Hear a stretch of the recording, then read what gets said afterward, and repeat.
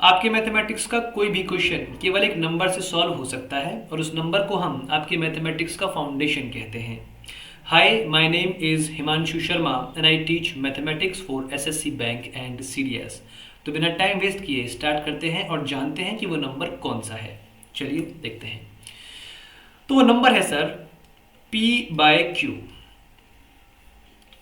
इसका मतलब ये हुआ कि अगर p/q पूरे मैथमेटिक्स का बेस है, फाउंडेशन है, तो उस मैथमेटिक्स में जो कोई भी क्वेश्चन है जब उसको तैयार करता है एग्जामिनर, तो वो p/q को दिमाग में रख के तैयार करता है। यस, तो इसका अर्थ ये हुआ कि हर क्वेश्चन को p/q सॉल्व कर सकता है। लेकिन प्रॉब्लम ये है कि p/q किसी भी क्वेश्चन में डायरेक्टली नहीं आता है।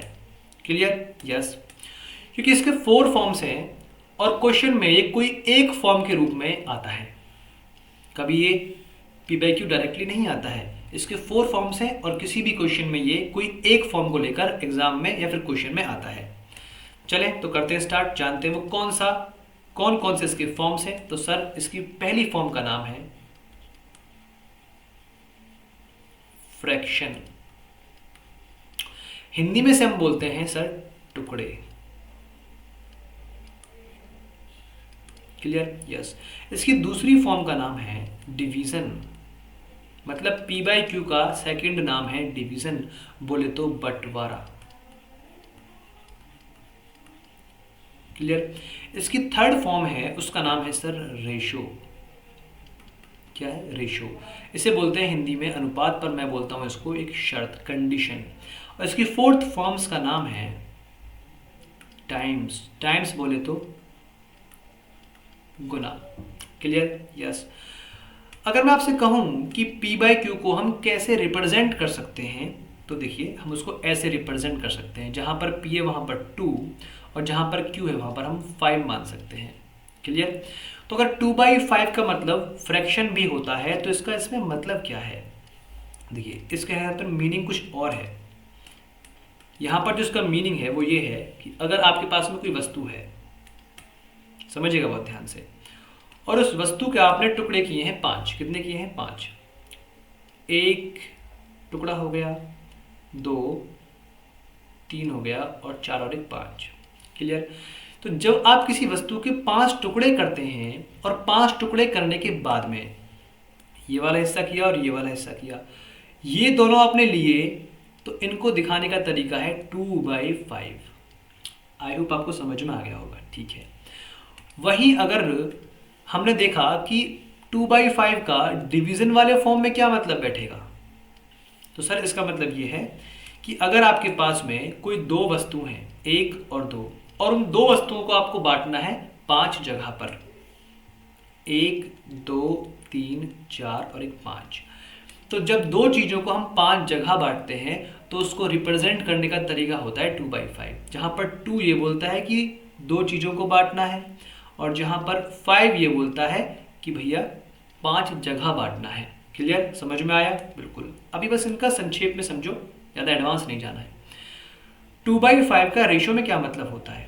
सर 2/5 का रेशो में मतलब ये होता है कि ये 2 चीज़ों के बीच की कंडीशन होती है। मान लीजिए ए और बी 2 एंटिटी हैं, 2 व्यक्ति हैं, तो इनके बीच में एक ऐसी शर्त है, कंडीशन है कि अगर ए को 2 मिलेगा तो बी को उसकी तुलना में, कंपैरिजन में 5 मिलेगा।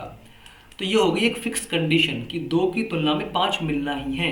अगर आपने इसके लिए 4 दे दिया तो 2 पे 5, तो फिर 2 पे फिर 5 मिलेगा उसको, तो 4 होने पर क्या मिलेगा इसको? 10 मिलेगा। क्लियर? तो ये होता है रेशो। क्लियर? सर 2/5 का टाइम्स में क्या मतलब होता है? तो समझिए एक बार ध्यान से, बहुत ध्यान से पढ़ना है। इसका मतलब ये है कि अगर कोई एक पुस्तक है, क्लियर, और उस पुस्तक का जो मूल्य है, समझना बहुत ध्यान से, ये 5 रुपये है, और उसका मूल्य चेंज होकर यानी कम या ज़्यादा होकर ये 2 रुपये हो गया। कितना हो गया? 2 रुपये। तो जब भी किसी मूल्य में चेंज होगा, जब भी किसी वैल्यू में चेंज होगा, तो वो वैल्यू कुछ ना कुछ गुना होती है, कुछ ना कुछ टाइम्स होती है। तो उस टाइम्स को निकालने का तरीका है 2/5। तो उसको हम ऐसे निकालते हैं कि भाई फाइनल वाली वैल्यू बटे इनिशियल वैल्यू। इनिशियल मतलब बोले तो स्टार्टिंग वाली वैल्यू। इन दोनों के डिवीजन से आता है टाइम्स। तो सर फाइनल में 2 थी, स्टार्टिंग में 5 थी, तो इतने टाइम्स हुआ है मूल्य, मतलब ये वाला मूल्य है यानी ये वाली वैल्यू 5 को अगर मैं 2/5 टाइम्स कर दूंगा तो मैं यहाँ पहुँच जाऊँगा। देखो एक बार 2 आंसर आया नहीं आया, बिल्कुल आया। तो ओवरऑल इनका मतलब बस यही है, लेट मी मिनिमाइज इट, ठीक है। चलिए देखिए, तो जो पी बाई क्यू है वो पूरे मैथमेटिक्स का बेस है, फाउंडेशन है, लेकिन प्रॉब्लम यही है कि वो डायरेक्टली किसी क्वेश्चन में नहीं आता है। इसके 4 फॉर्म्स हैं, तो किसी क्वेश्चन में इसकी फर्स्ट फॉर्म आती है, यानी किसी क्वेश्चन में फ्रैक्शन आएगा, किसी क्वेश्चन में डिवीजन आएगा, किसी क्वेश्चन में रेशियो आएगा, तो किसी क्वेश्चन में टाइम्स आएगा, और एक भी क्वेश्चन ऐसा है ही नहीं जो इन चारों में से किसी एक फॉर्म से सॉल्व ना हो जाए। क्लियर? It's my promise. पर इसके अलावा कुछ सब टॉपिक्स भी हैं जो इनके ही सब टॉपिक्स हैं। कौन कौन से हैं ये तो हम पढ़ेंगे। तो इसके अलावा तो जो फर्स्ट टॉपिक हमको पढ़ना है हमने पहले बोल दिया है, वो है 4 forms of P by Q. समझना बहुत ध्यान से, 4 forms of P by Q. वो कौन कौन सी हैं sir? Fraction, sir division, sir ratio and times. इन चारों को हम 1 बाय 1 पढ़ेंगे, है ना, और अच्छे से क्वेश्चन भी सॉल्व करेंगे इन पे, do not worry at all. देखिए भाई, जो सेकंड टॉपिक हम पढ़ने वाले हैं उसका नाम है सर यूनिटरी मेथड। क्या नाम है उसका? Unitary method. Unitary method simple सा ये बोलता है बस कि अगर आपको एक यूनिट की वैल्यू मालूम है, एक यूनिट बोले तो एक इकाई, मतलब एक पुस्तक का मूल्य मालूम है, एक फोन का मूल्य मालूम है, एक टेबल का मूल्य मालूम है, अगर आपको किसी भी एक प्रोडक्ट का वैल्यू मालूम है तो आप कितने भी प्रोडक्ट की वैल्यू बता सकते हैं। जैसे कि मैं बोलूँ आपसे कि एक पुस्तक का मूल्य 20 रुपये है, तो 20 और पुस्तक हो तो ओवरऑल उनका मूल्य 400 रुपये होगा। ये हम सब जानेंगे कैसे कैसे काम करता है, पर इतना इजी लेवल पे नहीं, थोड़ा डेप्थ में जाके समझेंगे। एंड जो इसका थर्ड फॉर्म है, थर्ड फॉर्म वो है सर वेरिएशन, जो हम समझेंगे। क्या है सर? वेरिएशन। वेरिएशन सिंपल सा मतलब है इसका चेंज। क्या मतलब है इसका? चेंज। चेंज मतलब ये दो चीजों के बीच का रिलेशन होता है, संबंध, कि एक में चेंज हुआ तो उसका इफेक्ट दूसरी वाले पर कैसे पड़ रहा है। उन दोनों की स्टडी को हम बोलते हैं वेरिएशन। हिंदी में बोलते हैं इनको अनुक्रमानुपाती, समानुपाती, व्युत्क्रमानुपाती, ऐसे डायरेक्ट वेरिएशन और इनवर्स वेरिएशन।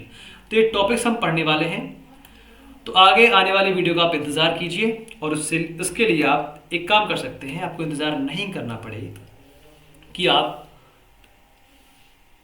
पहली बात इस वीडियो को लाइक कर सकते हैं, क्योंकि मैं आपके लिए एक बेटर कंटेंट लेके आने वाला हूँ, ठीक है। सेकंड, कि आप चैनल को सब्सक्राइब कर सकते हैं, क्योंकि मैं आपके लिए बेटर कंटेंट लेके आने वाला हूँ। एंड थर्ड, आप इस चैनल को शेयर कर सकते हैं, इस वीडियो को भी आप शेयर कर सकते हैं, क्योंकि मैं आपको द बेस्ट कंटेंट लेके आने वाला हूँ, द बेस्ट। क्लियर? तो तब तक के लिए थैंक यू। देखते रहिए Jeevan maths, and as always God bless you. आप मेरा ध्यान रखिए, मैं आपका ध्यान रखूँगा। Thank you. मिलते हैं नेक्स्ट वीडियो में।